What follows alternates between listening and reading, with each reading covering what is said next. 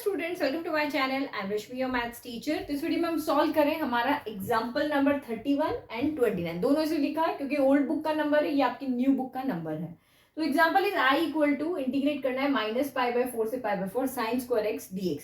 तो sine square x I hope सबको integrate करना आता है। मैंने आपको स्टार्टिंग के जो 9 एग्जाम्पल्स अभी अपलोड किए हैं तो उसमें आपको साइन स्क्वायर एक्स का मैंने आपको बहुत अच्छे से एक्सप्लेन किया है कि हमारे पास ट्रिग्नोमेट्री जब भी आती है तो उसके जो फॉर्मूलाज हमें लर्न है, हमारा क्वेश्चन उस फॉर्म में होना चाहिए। तो उन फॉर्मूला में कहीं पर भी साइन स्क्वायर एक्स नहीं है ना कहीं पर भी कि आपको integration of sine square x आता है। हमें तो इंटीग्रेशन ऑफ साइन एक्स आता है, हमें इंटीग्रेशन ऑफ कॉस एक्स आता है। तो इसको हमें उस फॉर्म में चेंज करना पड़ेगा। तो आपको फॉर्मूला पता है यहाँ पे कि इंटीग्रेशन में यहाँ साइन स्क्वायर एक्स कैसे चेंज करेंगे।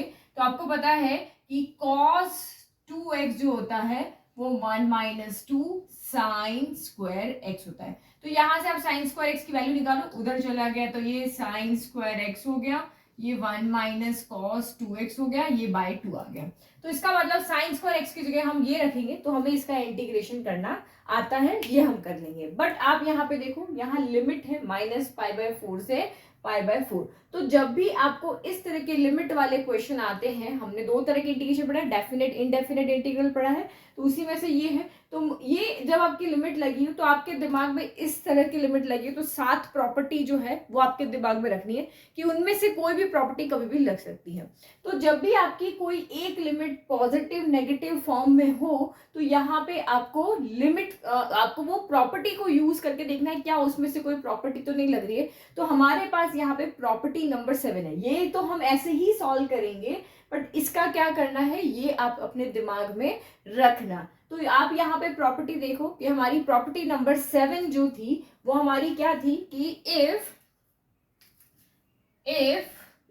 Integration of -a to a fx dx जो है, अगर ये आपका क्या बन जाएगा, अगर ये -a to a f of -x dx के इक्वल है, अगर ये दोनों आपके यहाँ पे क्या हो जाएंगे तो क्या हो जाएगा, ये जो आपकी क्वेश्चन है वो चेंज करके क्या हो जाएगा, यहाँ पे 2 आ जाएगा और ये लिमिट -a to a क्या हो जाएगी 0 to a fx dx हो जाएगी।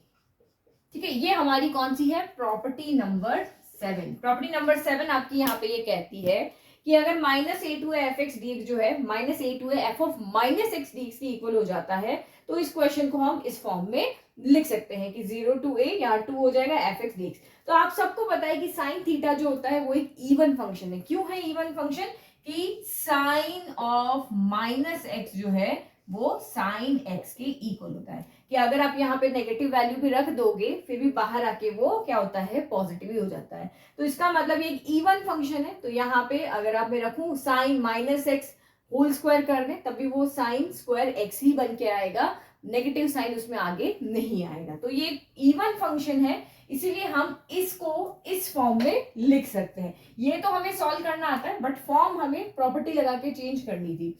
तो अब आपका क्वेश्चन यहाँ पे क्या हो जाएगा, i इक्वल टू 0 to आपका यहाँ पे 2 आगे आ जाएगा, 2 टाइम्स 0 to a कितना है आपका यहाँ पे π/4 है और साइन स्क्वायर एक्स dx हो जाएगा। इजी हो गया।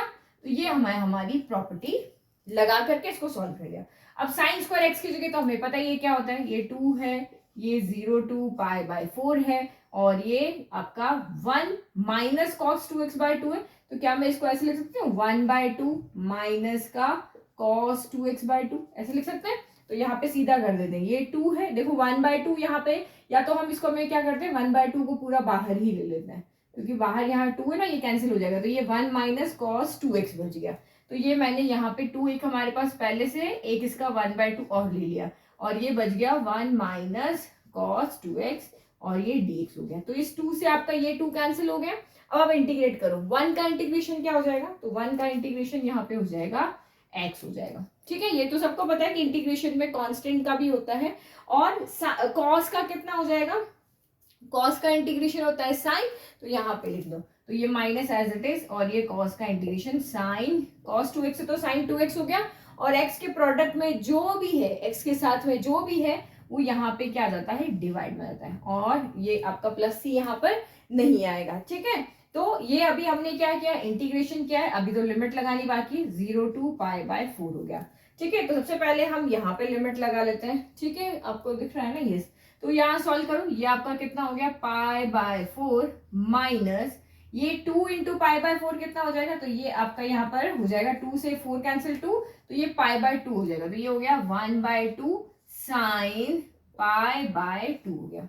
ठीक है, और फिर अपर लिमिट ये हो गई, फिर उसके बाद माइनस लिमिट, तो आप यहाँ पे 0 रखोगे तो आपका 0 हो जाएगा, और यहाँ पे 0 रखोगे तो साइन 0 भी आपका 0 ही होता है, तो लोअर लिमिट तो आपकी यहाँ पे कुछ भी नहीं आ रही है। साइन 90 कितना होता है, 1 होता है, तो यहाँ पे आपकी वैल्यू कितनी हो गई, π/2 माइनस 1/2 साइन π/2 तो 1, तो यानी कि फाइनल आंसर आपका यहाँ पर कितना आ रहा है, π/2 minus 1/2, this is your answer. ठीक है, तो π/2 नहीं, सॉरी π/4 चल रहा था ना, π/4। तो इस तरीके से हमने स्ट्रेटेजी बना के सॉल्व किया, कुछ भी याद नहीं रखना पड़ा, कि इसको तो हमें सॉल्व करना आता है, बट जब भी आपके इंटीग्रेशन में लिमिट लगी हो तो सोचना कि उन 7 प्रॉपर्टी में से कौन सी प्रॉपर्टी यहाँ पर फिट बैठ रही है। तो नेगेटिव पॉजिटिव जब सेम में हो तो हमें देखनी है यही वाली, हमारी प्रॉपर्टी नंबर 7 देखनी है। अगर इवन फंक्शन हो, यानी कि पॉजिटिव नेगेटिव दोनों आपके यहाँ पे इक्वल आ रहे हैं, तो ये आएगा। अगर वो फंक्शन ऑड है, अगर साइन की जगह पे कॉस होता और स्क्वायर नहीं होता तो एक ऑड फंक्शन होता है, यहाँ पे क्यूब होता, 5 होता, तो ऑड फंक्शन की वैल्यू डायरेक्ट क्या हो जाती है, 0 जाती है, हमें सॉल्व ही नहीं करना पड़ा, उस इंटीग्रेशन की वैल्यू ही क्या हो जाती है, 0। तो प्रॉपर्टी से हमारा काम बहुत ईजी होगा, तो प्रॉपर्टी आपको सारी अपने माइंड में रखनी है। तो आई होप आपको क्वेश्चन अच्छे से समझ में आया। Thank you.